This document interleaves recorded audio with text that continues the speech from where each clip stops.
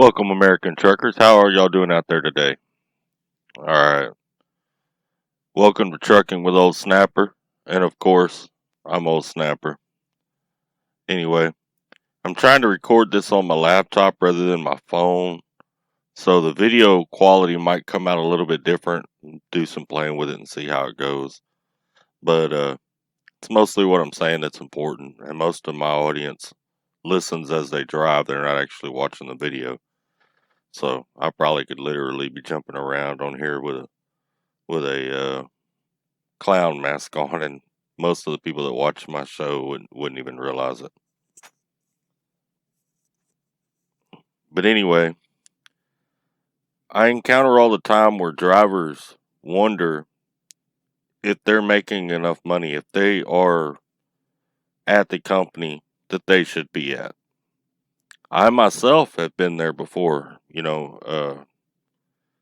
when I'd only had a year or two out here, kind of wondering, am I at the right place? And there is a way to go about it, but I went and did the research, plus, inserted my own experience in there, my own knowledge in there, and I broke it all down for you. Gonna make it cut and dry and real easy for you. Now this is for OTR, Drybox and Reefer drivers. Okay. OTR, Drybox, and Reefer drivers. On a local level, the pay ranges widely, depends on where you live at in the country. I didn't get into flatbed. I was going to include flatbed, but actually I was a little bit embarrassed when I went and started researching flatbed rates and contacted people that I knew or that I know that work in flatbed. For some reason, at the present time, flatbed pay has not caught up with dry box and reefer pay. Dry box and reefer drivers are anywhere between 5 and 10 cents a mile higher than most, not all, but most flatbed companies. I can already hear you flatbedders out there now hopping on here saying, well, we get tarp pay and this and that. Look, that $100 you get for tarping that load, it comes out to less than a penny per mile. You're still a long way behind a dry box driver and a reefer driver when it comes to cents per mile. You take into account the fact that you have to tarp your load, secure your load, all that kind of crap, and you're working a whole lot more for less money. But I'm not going to get into that. Flatbed's a whole nother animal. Just going to look at dry box and reefer drivers, OTR, over the road, long haul. These are people that are out 14 days or more. All right. Which, by the way, I'm going to be changing companies, and I will be releasing that information next month on the 23rd as to where I'm at and what I'm doing. I will give you guys a hint. Some of you guys that follow me, y'all might be able to figure it out. But I want to say this. They drive red trucks. They're from Texas. They haul open deck. It is flatbed.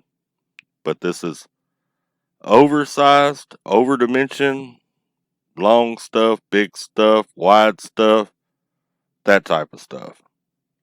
And they drive Kenworths. So if you can figure it out from that, good luck to you. Anyway, let's hop into this, alright? Dry box and reefer drivers.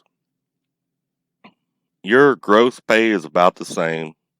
It's not that far off. It's within $100, $150 of each other. Excuse me. But if you are a dry box or a reefer driver with 1 year of experience, alright, you should be making more than $1,300 a week. Alright. If you're above $1,300 a week, you're good. You need to stay where you're at. If you're gross, now this is gross pay before taxes, child support, and all that kind of stuff. If you're below $1,300 a week, you either need to look at how you're running. Maybe you're not running properly. You can take a look at the company you work for, maybe they don't have the miles, or whatever the case may be. But if you're below $1,300 a week right now, something's wrong. And it's either you or the company you work for. One of the two or both. If you're stopping too much, not planning your days out, not working your hours, maybe it could be any number of things. Or it could just be your company doesn't have the freight, or maybe they have a bad dispatch. I know like USA Truck, they've always had a pretty poor dispatch.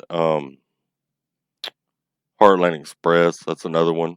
They've always had a high mileage pay, but a really poor dispatch, so their drivers don't get a lot of miles. All right, excuse me for keeping my hand up here. You know, still got this mic that I hold up, but that's it, man. That's the basic rundown. Before your taxes, before your child support, before any of that, you should be above that $1,300 a week. And I won't be honest with you.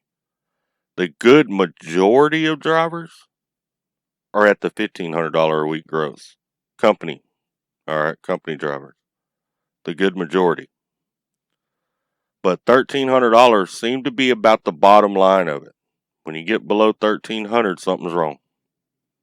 Okay? So I hope this helps you. As you know, on this channel, I try to reach out and help drivers. I try to help drivers not make some of the mistakes I've made over the years. And I try to promote us as being a family the way it was years ago. You know, we have to stick together. We're our own worst enemy, and we spend 80% of our lives with each other out here. We spend more time with each other than we do with our own families at home. You know, so I got a big heart. Try to help people. Try to do the best I can. You know, and I don't want to see anybody out there making less money than they should be making. You know, so take a look at your gross. That's your pay before taxes, child support, all that. If you're above $1,300 a week, you're good. If you're below $1,300 a week, you might need to change companies or change the way you're running. Another thing I'm going to get into is per diem. As y'all know, Trump changed the way we can file our taxes, and as company drivers, we don't have hardly any deductions we can claim anymore. So to counter that, companies started paying per diem. Almost everybody pays per diem. If you don't have the option for per diem, something is wrong. All right. If your company doesn't even offer that option, I would be looking for another company. Per diem is going to make your weekly check higher because they allocate so much of it is non-taxed. And I know some drivers out there get confused and they think they're going to have to pay taxes on that per diem at the end of the year. Look, I've been getting per diem most of my life. When I worked construction before I ever drove trucks, I got per diem. You don't pay per diem. You don't pay taxes on per diem, even at the end of the year. And if you are, you need a new tax person. Your tax person's screwing you. And that's straight up. I've been getting per diem for 25 years, man. I've never, ever, ever, ever paid taxes on per diem. It's non-taxed. It's considered a living expense. So keep that in mind. But I hope all of you out there are doing great. I hope all of you out there are staying safe. If you guessed where I'm going, congratulations. As you know, my videos will probably change a little bit once I get over there because I'll be gearing some of my videos towards securement, tarping, and different things like that.